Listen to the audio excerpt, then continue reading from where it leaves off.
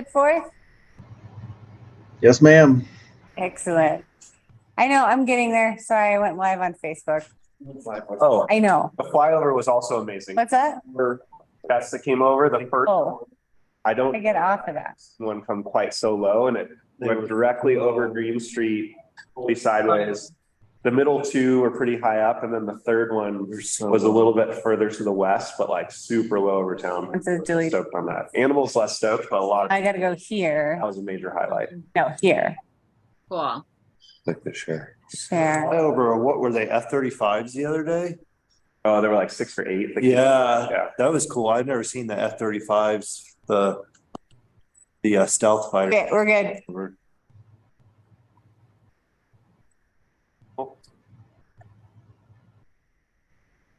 We live on YouTube. Yeah, we were live on Nathan's Facebook page.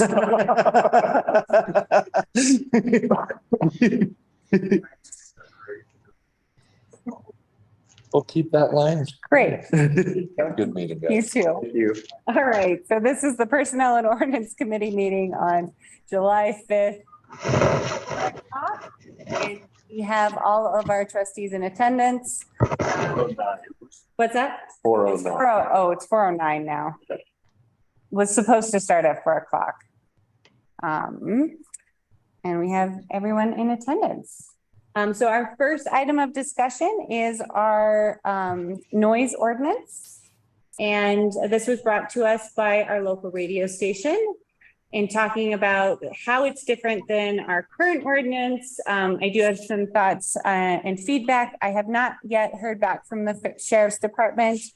He is aware that this is on his docket to review, but in creating a timely response for the radio station, I wanted to get it in front of the Personnel and Ordinance Committee and see if this is something we wanted to pursue, subject to the sheriff's comments, of course.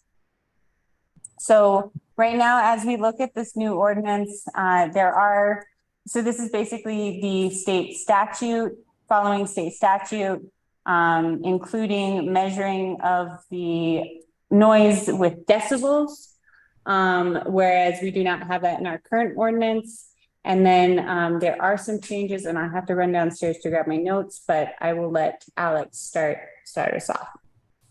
Sure. So in one of the discussions with the radio board, we were talking about wanting to promote live music, and there was some frustration amongst not just people on the radio board, but people throughout town about ways that we can promote live music by changing our noise ordinance. And so I did a little research on this, and it turns out the state of Colorado actually has a very strict noise ordinance that all communities have to abide by regardless.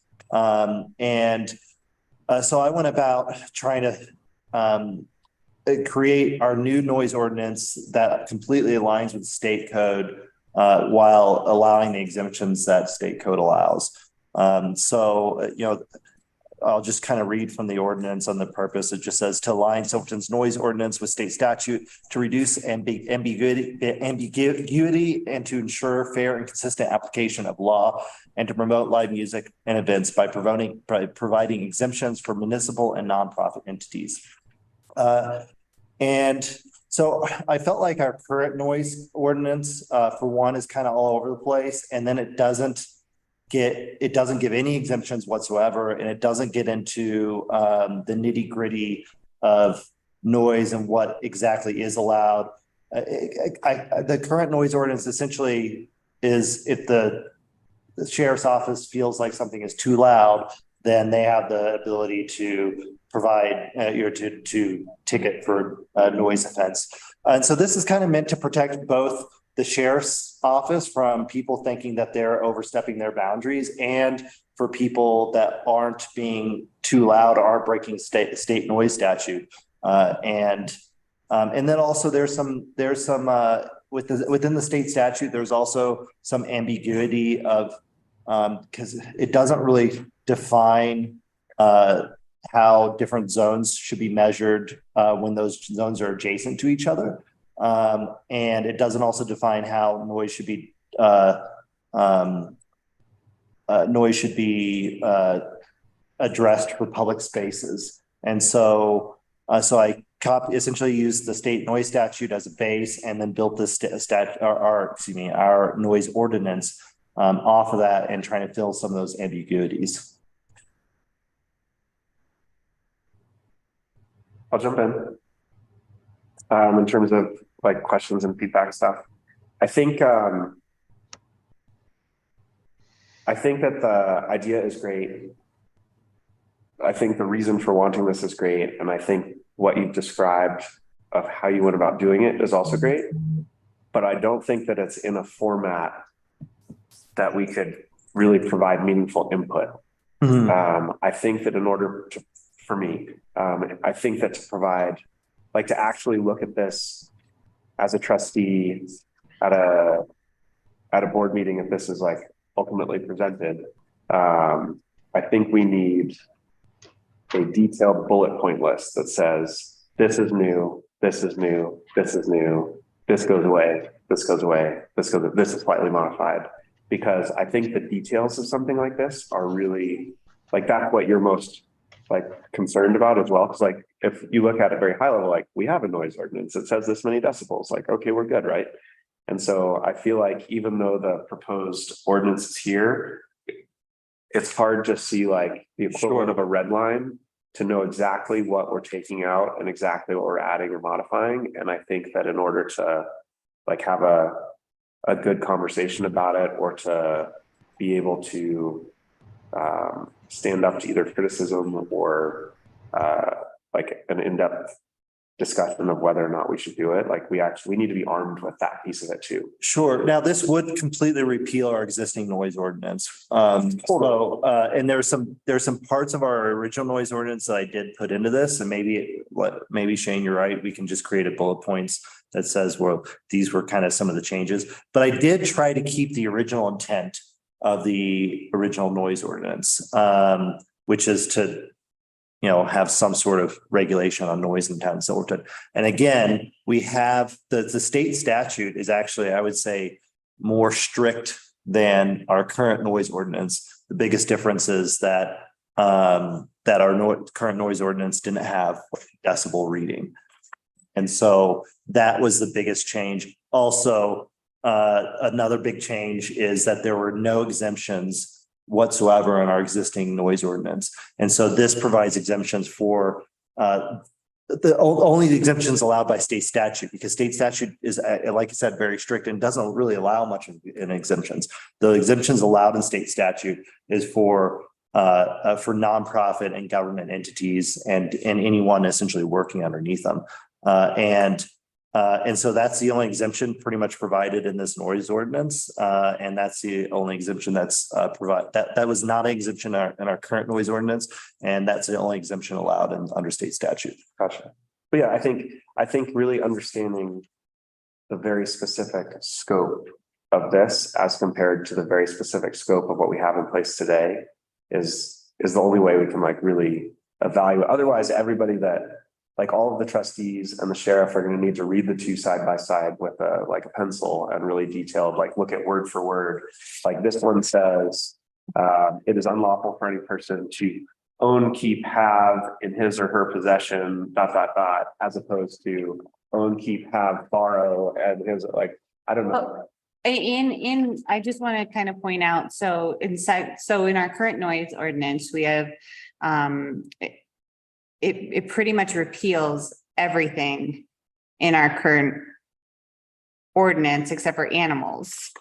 Yeah, as I look at this, it's a whole. And so the presentation wise, but I just wanted for your guys' context, it does repeal everything that we currently have and keep basically just our animals, our noise ordinance for our animals, and everything else is changed to this new one. For sure. Yeah, but we want to know what's being repealed. like what's the like we want to make sure there isn't an unintended consequence how this ordinance is reviewed in the future because of how it's worded, or an additional scope that could be read into it that wasn't in our current one, or something that's missing that's in our current one that like all of a sudden it guts the ability for the sheriff to do something that the sheriff believes is super important. Right. Like in order to do that analysis, I feel like we either need to individually read both very carefully side by side, or what would be way better and more persuasive is for you to present that for us. Sure. I mean, that's something that we can come up with, just a list of bullet points, I guess. And then we probably would need Clayton to be like, this list is accurate. Yeah, I guess that's my side of things. Like, I'm providing the ordinance that I wrote, under the, direction of the, radio board. But, you know, I also feel like the town board should be well aware of what the town code says. So maybe it's a good idea for the town board to read the existing code and know it, and as well as the sheriff's office. And this is actually something that I learned, you know, there's a bunch of misconceptions of what the town noise ordinance was. Because you know, people were telling me that the town noise ordinance says this and town noise ordinance says this. And even people that should know better of what is in the town, what is in our municipal code. So it was a learning experience for me to read what the existing ordinance says. So, I mean, I can create a list of bullet points, but maybe it is a good idea to actually also post the original ordinance to this, and provide that to either you guys or the town board, so you have a better idea of what that ordinance says. And it's not that long. This ordinance is far longer than the existing ordinance, I think. Yeah. This is the existing ordinance. It's a Yeah. page and a half. And again, there is state statute that's that, in my opinion, was much more strict than our town noise ordinance. This just cleaned up some ambiguity. Another huge difference between our current code and what is in this was penalties. There wasn't, I don't think, and Glory, correct me, Administrator Cashberger. Correct me if I'm wrong, but I don't think there was any penalties listed out in the existing ordinance, which, and again, correct me if I'm wrong, which then means it would revert to the just the general penalty under the state's under town code, which I think is, in my opinion, it's pretty big. It's a pretty big fine. And so I added a penalties strictly for noise ordinances in this. And then also I added it to our penalty schedule in a different part of the code, which isn't really used at all. But I feel like it's there and it should be. So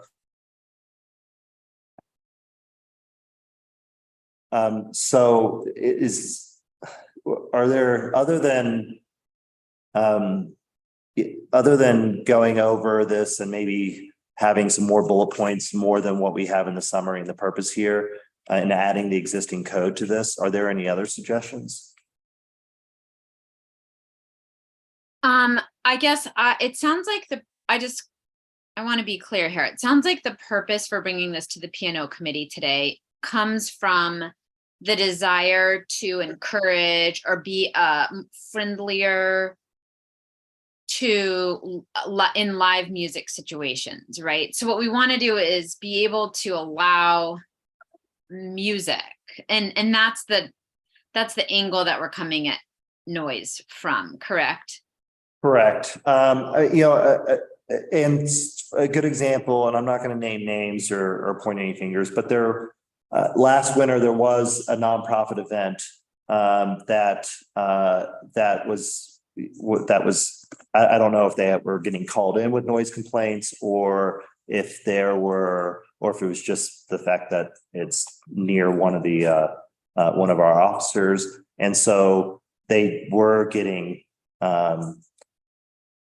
they were being threatened with noise violations and fines, and especially when it's coming in a nonprofit event in something not super late. I think in this noise ordinance, it's something you say, what was the time, midnight or so, 1 a.m. Actually, that was a little feedback I had, but we can come to that later. But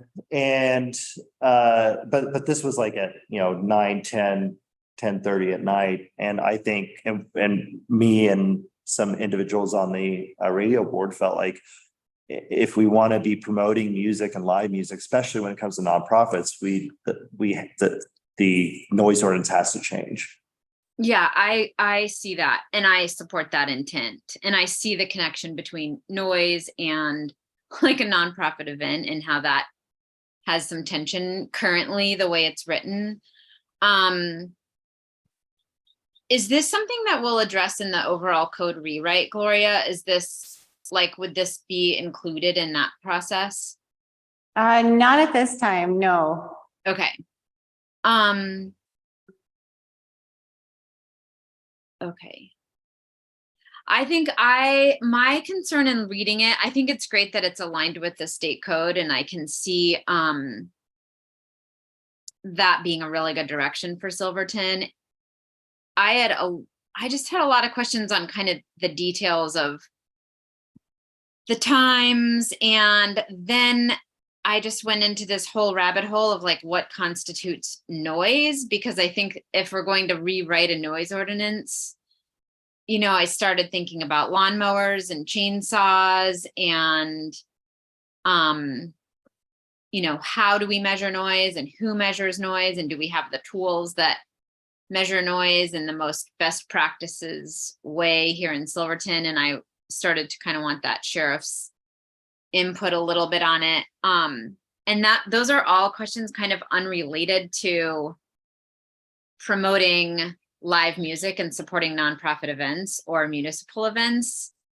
But that made me think, you know, if we're reworking a noise ordinance, that's something that we should understand and be clear on.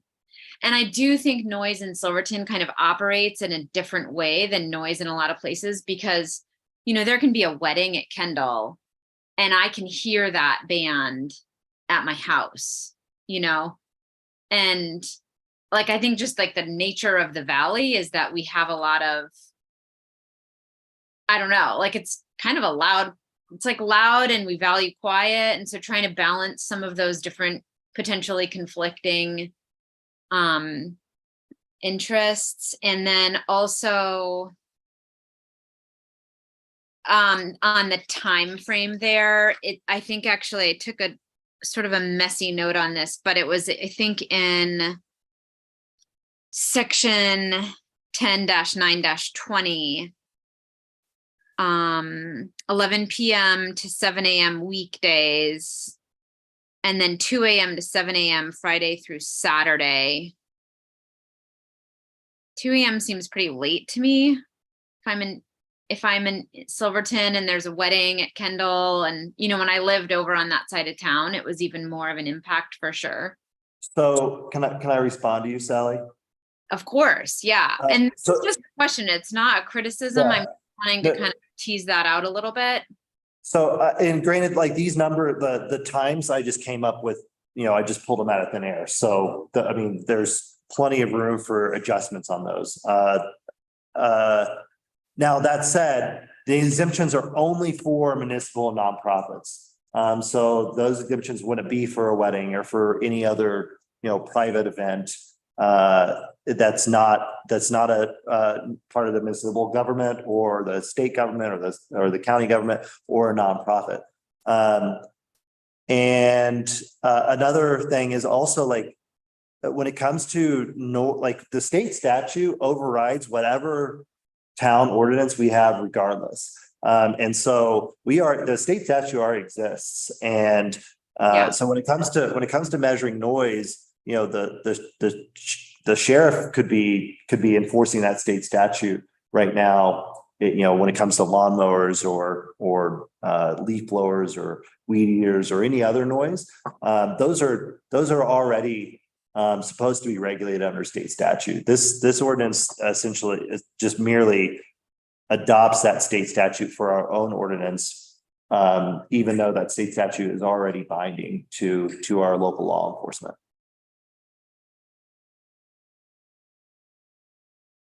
And so what we're reading in the packet, is that the state statute in its entirety? No, well, I didn't provide a state statute in the ordinance. I just adopted state statute as part of the ordinance. I don't totally understand what that means.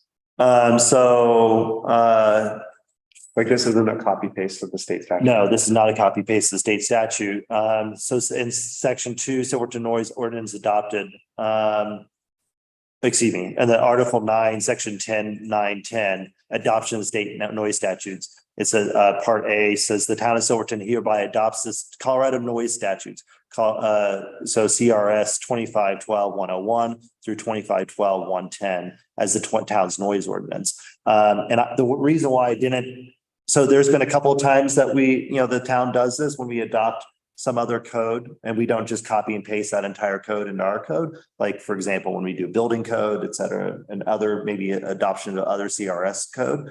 But also the state noise statute is really long and really complex. And so in an effort to keep our municipal code from just exploding in growth and complexity, I just cited the state noise statute. That also allows allows us to not have to amend our town noise ordinance every time the state statute changes. Jim, what are your thoughts? I'm really curious to see what Sheriff Conrad would have to say about a lot of this. I know that reading the noise ordinance before, I think there was a bullet point in there about a squawking bird. I mean, that's how loosely written it was.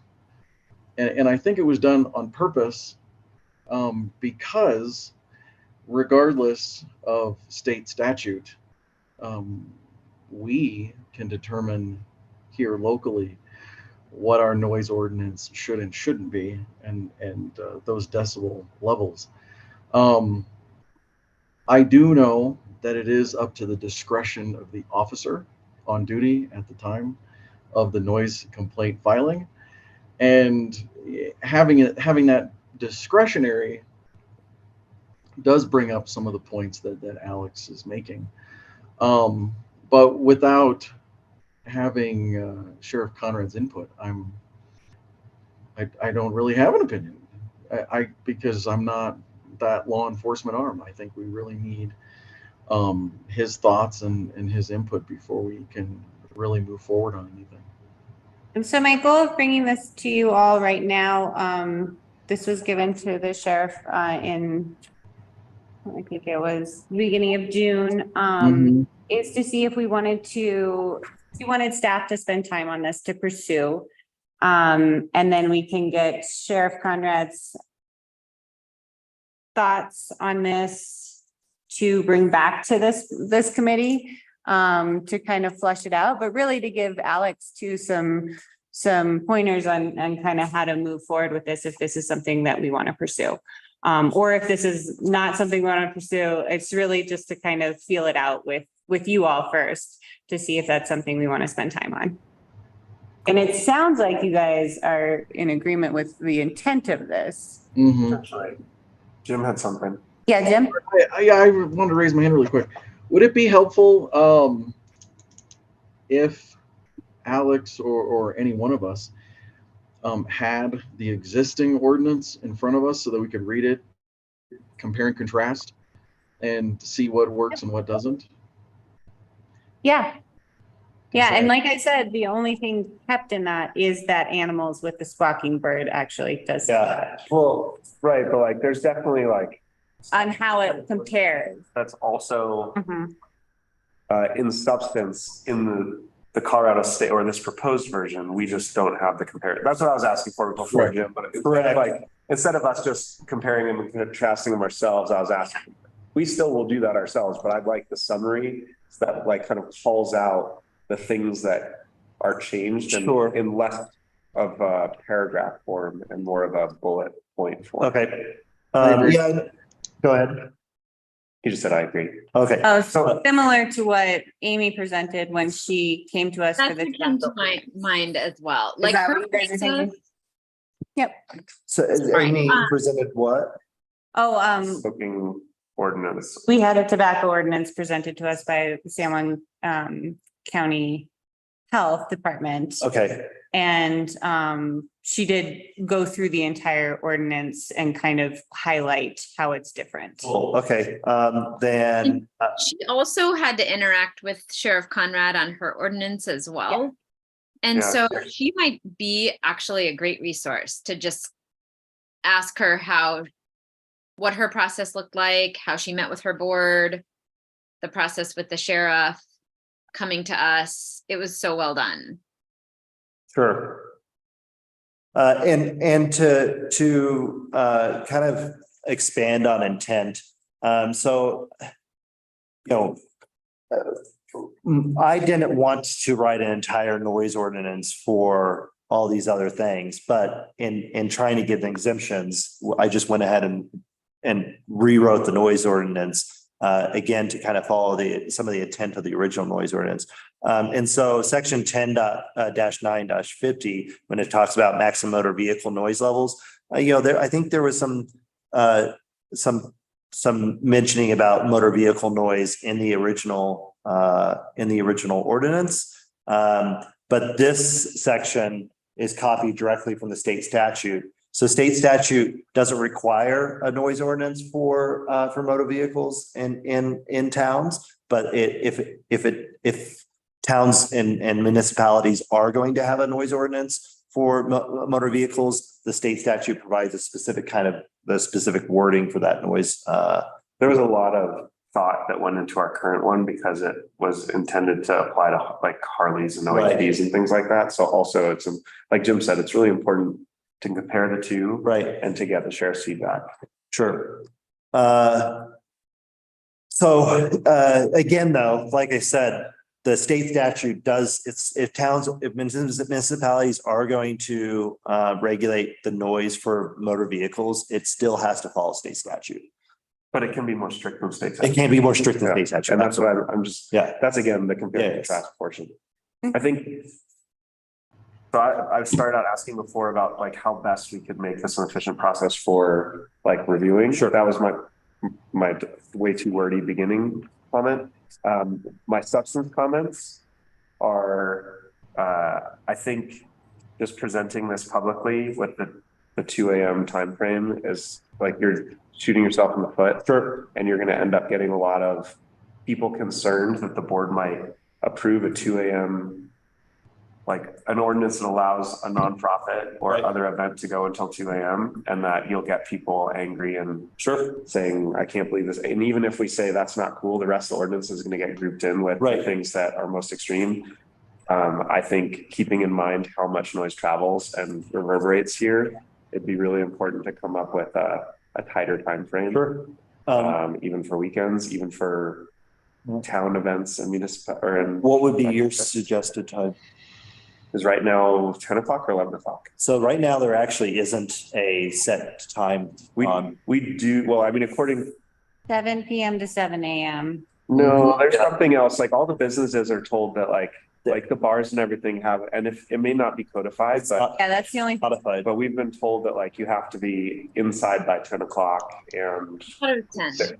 Yes. And that there can't be excessive noise even inside after 11 o'clock, I think is what we've been told. That's correct. That is correct. So that's actually not codified though. That's not in our state, that's not in our town ordinance, nor is it in our state statute. And state statute, like I said, state statute is actually really strict. State statute says anything after 7 p.m. Actually, state statute has different noise levels, and anything after 7 p.m. It goes to the night quiet time noise levels. And again, that's already defined by state statute, and our local law enforcement can kind of enforce rules how they want, but that's what the state statute says. So I think that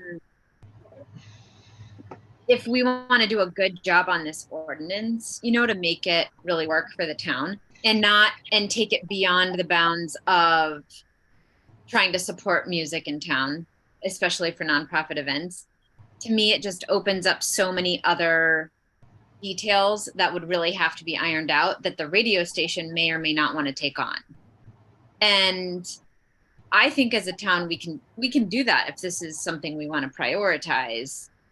But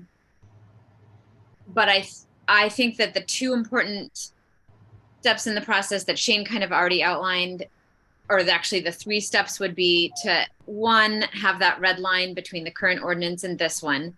Whether it's stricter or not, to me, isn't as significant as just what are the differences, what are we gaining or what are we losing.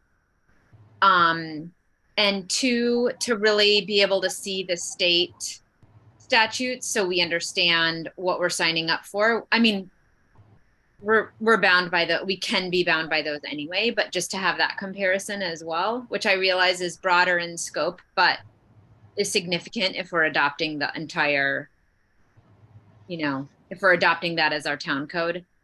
And then the third thing is to have the sheriff's input on the context and kind of like, because I agree. I think like when we don't have something codified, but everyone is sort of doing it or not, it creates ambiguity and it creates tension between enforcement and citizens. And that sounds like what we want to try and clean up. But my thinking on this is that if we are really only trying to zero in on nonprofit and municipal music events, that falls under the noise ordinance, but then so do all of these other issues that we wouldn't want to adopt a noise ordinance and not have given those details attention as well.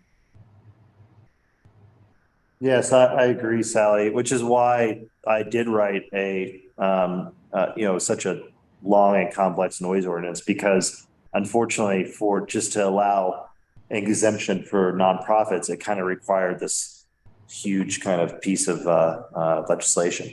So with your advice, what I can do is I can provide the original ordinance, on top of this, as well as, so I already have a summary here, but I can create another kind of bullet point summary and maybe some highlighting or redlining on the original ordinance to show some of those changes.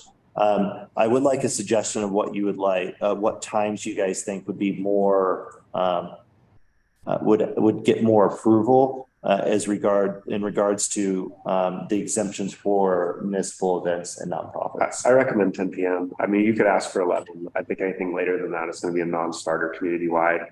Like, I just don't think this is a place where people want loud noises outside after, like, much after dark. Like, Okay. Like maybe if the community changes, like 15 years ago, 20 years ago, bars were packed at, 1:30 in the morning. That's not the way this community is today. Maybe 20 years from now, there'll be nightlife again. But I think right now, like if you try and do something after 10 o'clock, like we're going to get, even if we have an ordinance that says it's okay, we're going to get a lot of angry calls after that. You can push for 11, but I think 10 would be easy. Is there a special permitting process that we would want to throw out, like by permit or by, I don't know, as an exemption? And I actually, this ordinance, I think, allows a municipal event or a nonprofit to request a later extension. So in 10-90, 10-9-20, such entities shall be allowed to request further exemptions as part of the town special event permitting process. That seems fine on a case-by-case basis. Right. But I think, yeah, Jim? And that's currently how it is today. Well, it sounds like it may not actually be in the code. That's just what we are enforcing and have agreed to do. That's correct. It's not, but that's Yeah. that is the Oh, So code. it'd be an improvement to just codify what our current rule is at a minimum. Right. If you want to ask for something later, you can ask for it. I don't, we'll take public feedback to figure out if that's reasonable or not, and Sheriff Conrad's feedback. But I'd be surprised if anybody besides like some young folks are going to push for it later. Sure. So then what I'll do is on section B, I'll change that between the hours of 10 p.m. and 7 a.m. on weekdays. And then I am going to push for 11 p.m. on Friday and Saturday evenings. And I still think that's That's fairly reasonable for, again, these are for nonprofit and municipal events. These aren't for private events. I think we also just need a larger indoor event space where we can have things Sure. go later that don't disturb everybody. Yeah. But also, you know, that's a hard cutoff too. So, you know, it's not like you can have a huge event going up to that deadline. And because if you have you know, a concert going on and that concert ends at 11 p.m., there's still going to be noise above the maximum after 11 p.m. Sure. And that actually relates to my only other comment at this point, which is that the fines are not high enough. I know that the fines maybe were too high if it gets taken to our regular fine schedule, but like if I have a concert with 200 people, even if I'm a nonprofit and it was $10 a person, and I made $2,000 and the band's like, hey, I want to play 3 more songs past this and it's $25 per infraction or $50 per infraction. And they're like, yeah, no problem.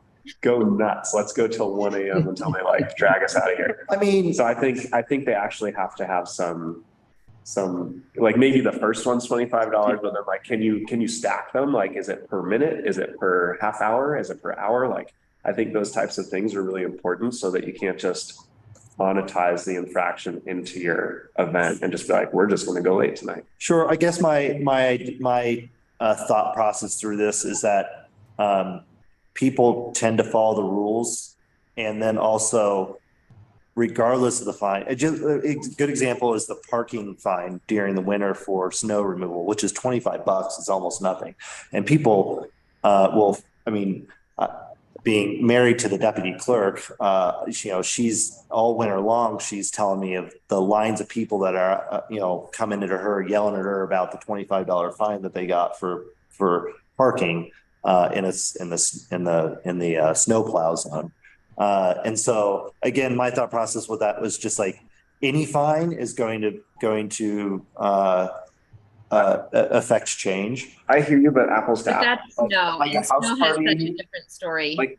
like a single house party noise infraction, 25 or $50 for sure. Like that's a great detriment. But if I'm hosting a 50 to 1,000 person music event, like it needs to have some teeth to it. What do you think that should be?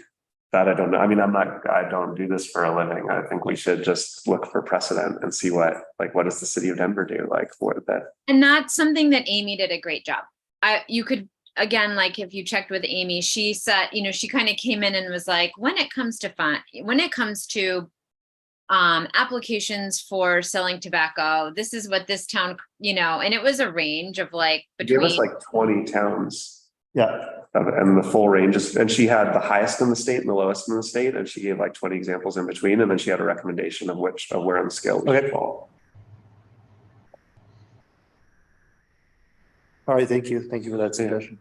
And I mean, you know, I don't know what I'm catching and not catching. Those are just the 2 things that jumped out at me. Okay, is there anything else that has jumped out for you guys?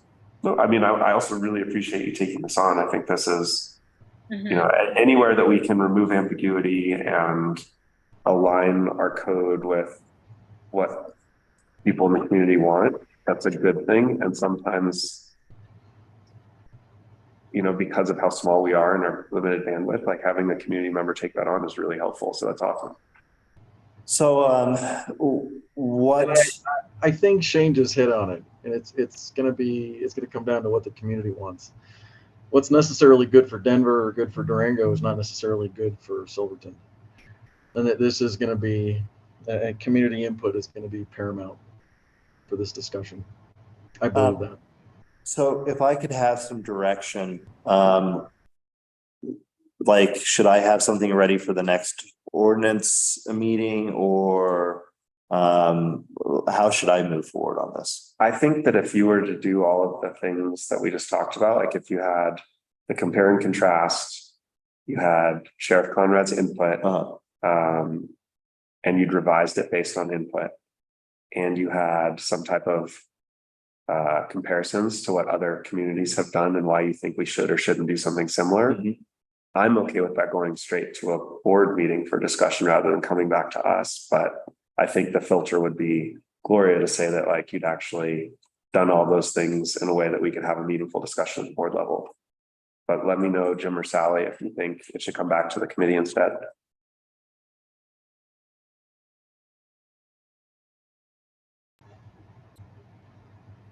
I don't really know. Yeah, and I was hoping to have, I would have liked to have Sheriff Conrad's input on this too, and his thoughts, because like until he, either speaks to us in person or provides some sort of written response, it's just kind of this ordinance doesn't matter at all.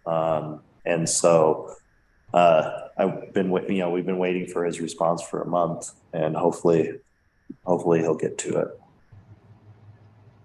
Okay. Well, Jim or Sally, did you have if all those tasks get accomplished, do you want it to come back to this committee, or do you want it to go in front of the board? It can come back to us, or it can go straight there. I think either way is fine. I think the only thing, sorry, go ahead, Jim. No. That's just my opinion. I would recommend that it come back to this board just to have that check again, knowing that this is an ordinance and have a public hearing process. So I would recommend that it come right back here. And I would prefer that, to be honest. I would prefer it come back to this committee to review those things, and if there's any more input needed, and then we can resolve those issues before it goes to board. Because I have zero intent of putting something to a board that's not going to get passed. It's like asking my wife to marry her. Like, she knew it was coming, and I knew she was going to say yes. So I would prefer to have more thumbs up, and there's always going to be not always, but I expect there to be pushback and maybe some no's out there, but I would like to be a little bit more confident with this committee and with the board on this ordinance before it goes to the board. Sure. I mean, I think the idea that's behind why you did this work is supported in the master plan. I think it's good to cite that. Like, expanding culture and arts and music in Silverton is something that was mentioned as a priority of the community. I think to the extent you did want to survey a handful of people between now and when it comes back to the committee to say, like, and even like sit down with a couple of people that you think are going to be angry about it. Sure. And just get their feedback and see, if talking through the why and what it includes and how it still, protects peace in Silverton during a reasonable number of hours. And it only allows certain kind of like well-governed entities to have exceptions. Like, I think their feedback would also be powerful. Thank you. And thank you. The other thing that Amy did that was pretty helpful for us when it came before the Board of Trustees was she had lifted out some of the important points for us to discuss, like, what is the application fee? What is the penalty for underage minor? Like a few of those sort of sticky points to just lift that out and then create a little bit of research around those things. So for this ordinance, it would be like, the hours or the penalties, pulling some of that out and then kind of teasing it out with the research and then teeing it up for the trustees to discuss those specific things, I think is really helpful.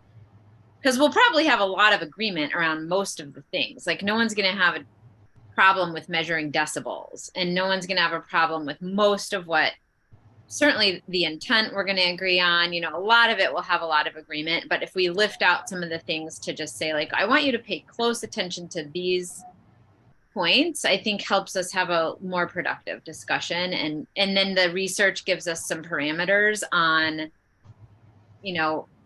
a pathway to choose from there. All right. Thank you. Thank you very much for your input. And I will. Thank you so much, Alex. Thanks for taking this on. And Alex, I took a lot of notes here, so I can share those with you. Thank you, because I forgot my pen. You're totally So great. All right. All right. I am no longer Gloria Cashburn. Thank you guys very much. Have a wonderful rest of your week and enjoy the nice weather. Thank you. Thank you. And we do have one more item on our agenda tonight, tonight. And this is anticipating our rewrite of the land use and development code starting this fall. So the RFPs are due back on July 13th. So hopefully we have someone in place by August. And I wanted to get this in front of you all, of this idea of a citizen steering committee. And this comes from how we did this with the community builders. So we had a steering committee with the community builders who kind of acted as the voice out to the community, helping rally around certain topics, helping get participation, really like recruiting that participation. And so I wanted to kind of run this idea past you all to see if this is something that you think we should do, maybe not do, maybe tweak it a little bit. So the responsibilities of the committee would not be in charge of the rewrite, because a lot of the stuff is technical in nature. So as the development readiness assessment kind of outlines, some things just have to be reorganized, some things have to meet certain parameters.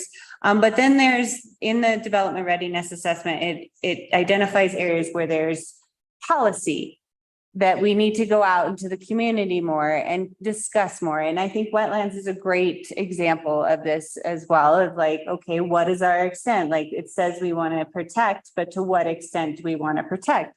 And so thinking about it in those terms, how can we create a kind of community builders like situation where we get those participation numbers. And when the community, when it comes to the final adoption of some of these more contentious items, what that looks like. And I'm also looking at this steering committee to kind of help guide our consultants as well. So whoever we get as the code rewrite to help gut check them and be like, oh no, we're not, you should probably go back out to the community for that because this is a contentious issue. So this is kind of the idea of around this, thinking of it, maybe at least seven voting community members, if not more.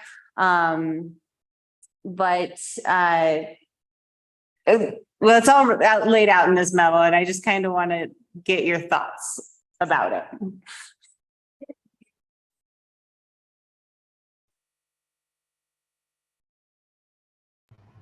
I want to say overall, I think this is a really good idea. I support the direction. Go ahead, Shane. I think I interrupted you.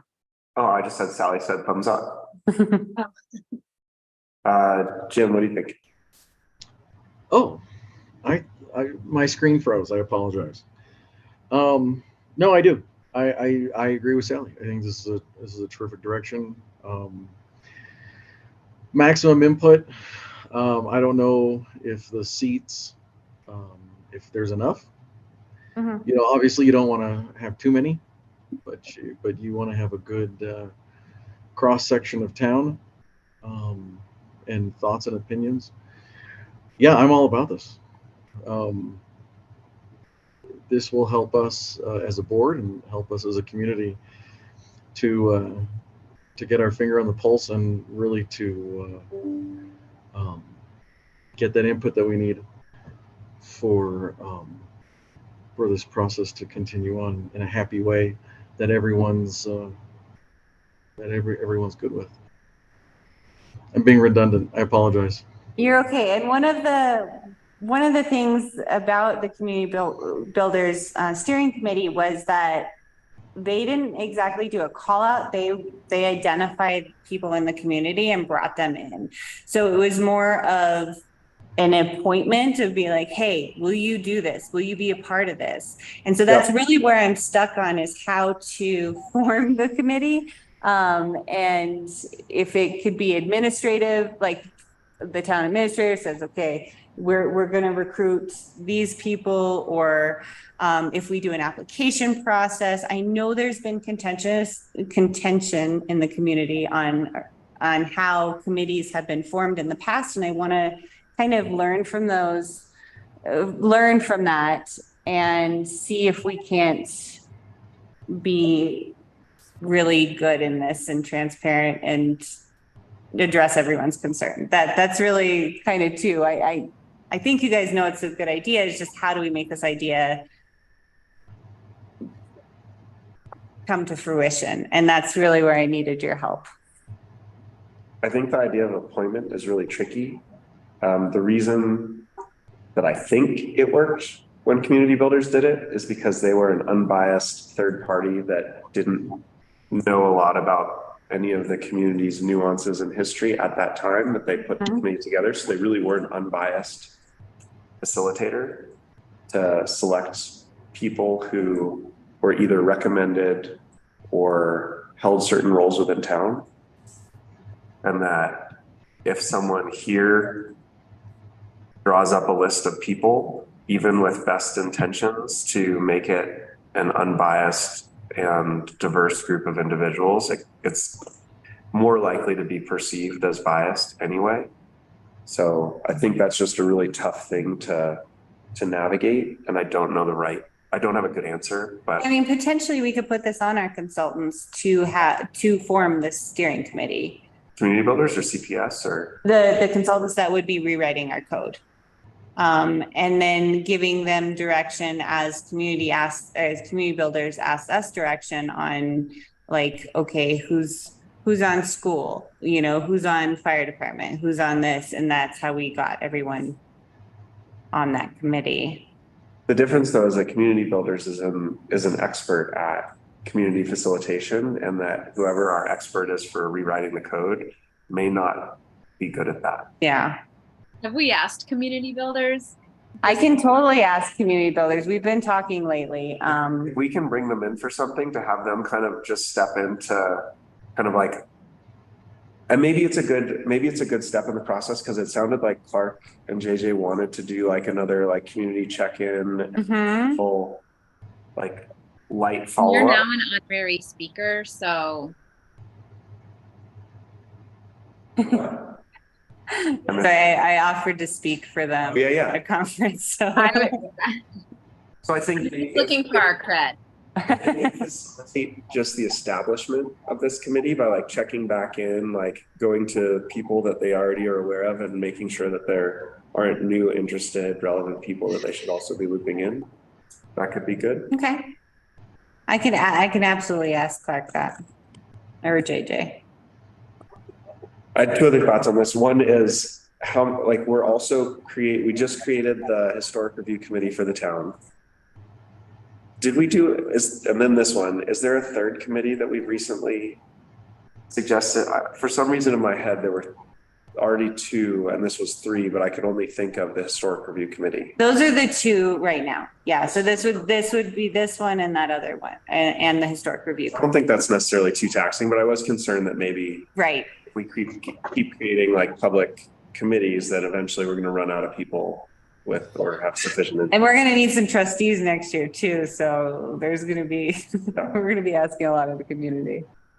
So that was one thought. The other thought was, I think incorporated in the structure is that this should either have depending on the timeline, we should either write in that it should have a biannual or quarterly, like public engagement hosting session, kind of like what community builders did, where they like present process and conclusions and questions to date in an open format, whether that's here over at Kendall. I feel like that should be part of. Yeah, and they would help steer that. So with these big policy discussions, they wouldn't make that decision. They would say, okay, we need to ask the community. They would give us the scope and scale of those big policy discussions to take back to the community. So this wouldn't be in place of community engagement. This would be kind of enhancing it. Totally. But if this is the facilitator entity in a lot of ways, there isn't like a community builders to do it or like a you to do it necessarily, because you have a lot going on. I think a responsibility of the committee would be to either quarterly or biannually summarize and host an engagement event. Okay. I like that. But I actually thought I saw that in your plan, but maybe I confused it with something else. My other question along those lines ish, in terms of like what's happening quarterly or biannually, is what's the structure or the plan to keep things moving? Like, for example, and you allude to this in your memo, Gloria, so I'll try and bring it up here. But like in the event that the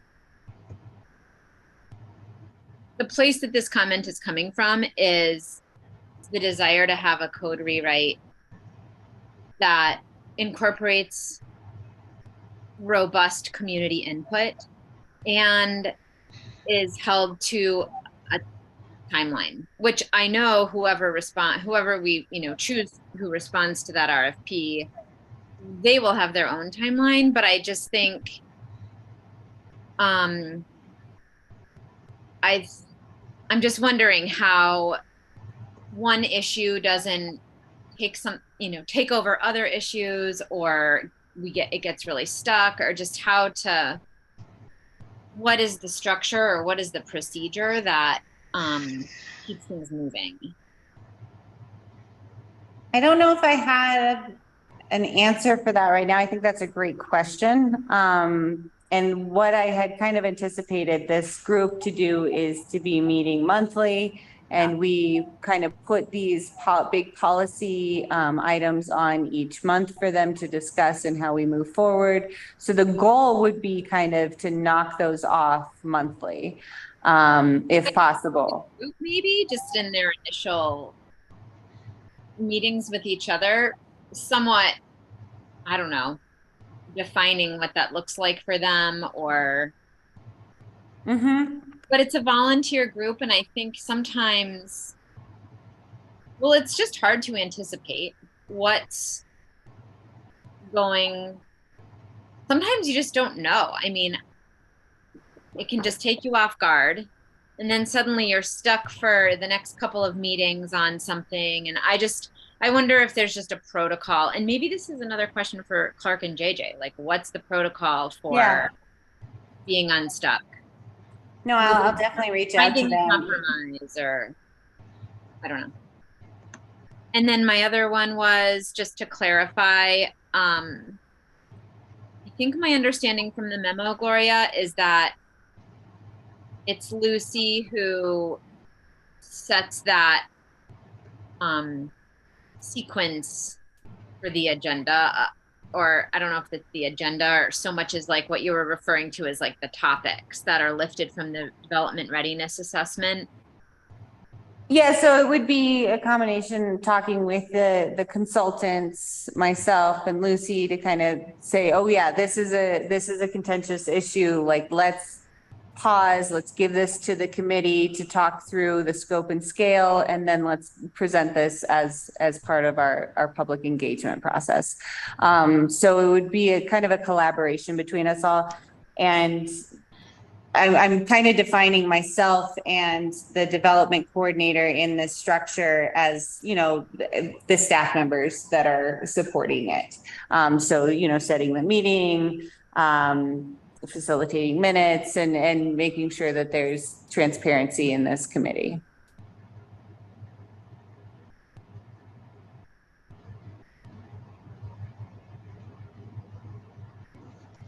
But I hear you on the structure thing, and I really want to kind of ask JJ and Clark on that one. Which I'm glad we almost talked today, and then we both got busy. So now I'm actually glad we didn't talk today, so I can have more stuff to talk to them about.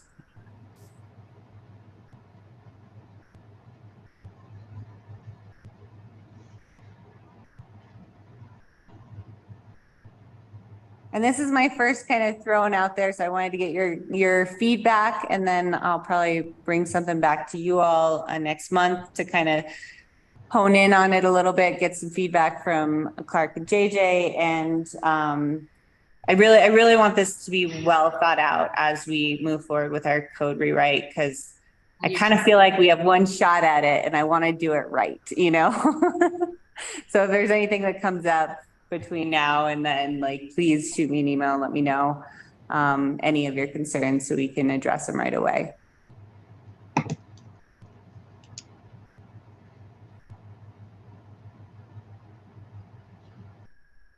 Anything else on this? Okay, great. No, well, ma'am. I don't want to take all your time. I know it's the day after the 4th. Appreciate it.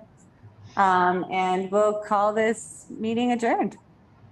Okay. Does that work? Sounds good. All right. Thank you.